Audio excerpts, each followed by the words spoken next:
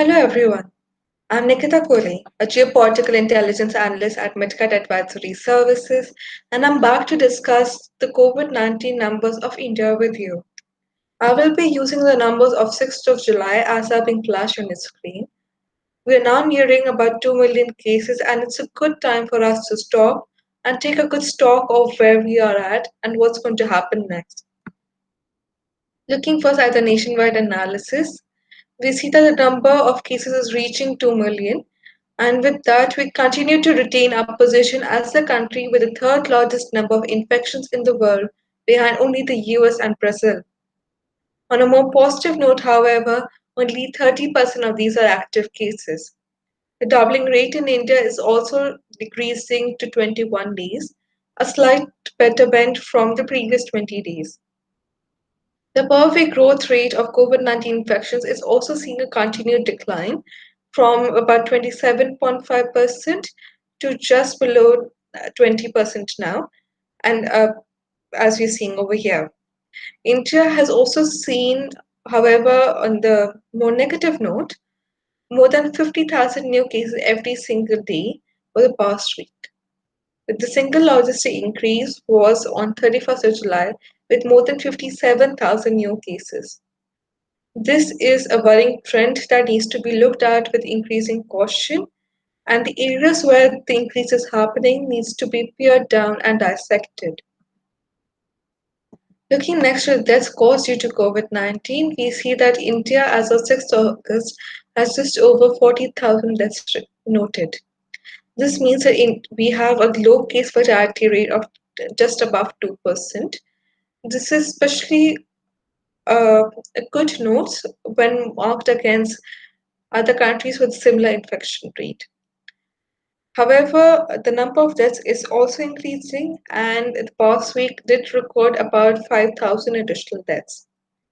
We are seeing about 750 additional deaths per day, and despite these, with the low case fatality rate is due to the fact that more number of people are getting infected than are dying. This shows the great power of Indian medical infrastructure to be able to reach out to a lot of people, but clearly still a lot more needs to be done. Looking at the other major nationwide analysis, we see that India has once again marked the biggest per week increase in cases, with over 320,000 additional cases being marked in between 30th of July and 6th of August. We have never previously crossed the 300,000 mark, and this is a very, very per- pertaining trend, and that needs to be noted. On the more positive side, the number of recoveries continues to increase as well, and we have now crossed 1 million recoveries, and with that, we have about a 65% recovery rate. Looking next to the testing numbers, we see that more than 22 million samples have been tested for COVID-19 as per ICMR, and more than 660,000 of these have been done in the past 24 hours alone. With this, the test positivity rate of India is now at a high of 8.87%. This high will continue to increase as more tests are being done based on contact tracing rather than general tests. However, when we look at the general trends, we see that the gap between total and active cases continues to increase, with most of it being attributed to rising recoveries. It is in generally noted a positive development, but it can't be seen as a as an area where we can just now relax. The testing rate has also been increasing dramatically, with over 200,000 tests done in the past 24 hours as compared to that of last week. However, more tests need to be done as the test recovery rate of India is reaching very close to 10%, which is considered the maximum of the comfort level before which we consider that less tests are being done. However, when you look at the overall picture, we see that the situation is stabilizing a bit now. If you remember, 10th of June noted the first time in India that the recoveries had exceeded the active cases with the difference of 1,500 cases. This difference, the number, this now stands at over 730,000 cases, which is a very, very happy thing to note. But while the cases continue to increase, India will see a general tendency of stabilization. That is, the number of cases are not increasing as rapidly as before, and most states are seeing a decline in the active caseload. So while the number of cases will continue to increase, especially in certain pockets, the more and more number of recoveries will also be recorded in India. Looking now to the state-wise analysis, we see a change in the top five states with maximum number of cases.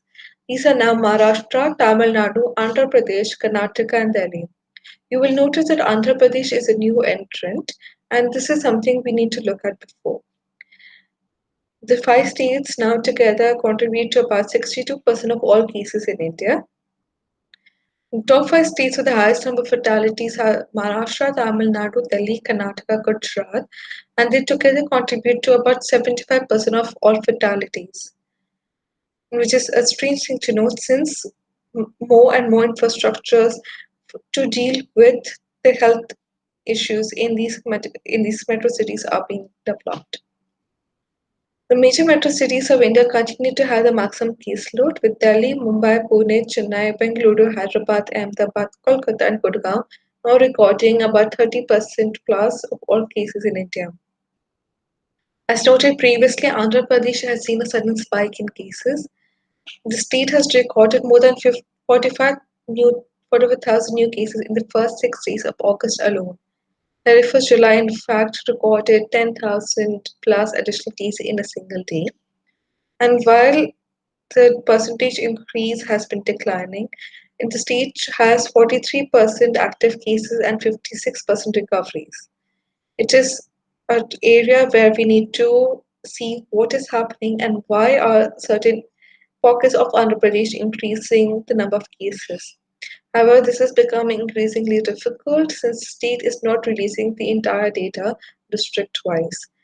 However, it is generally understood that the state is seeing an increase due to the returning migrants and the lack of India's medical infrastructure to reach to back in rural areas. Maharashtra, on the other hand, is seeing now stretching of the curve. It has a decreased active caseload of just over 30% and over 66% recoveries. It continues to see a large number of additional cases per day, however.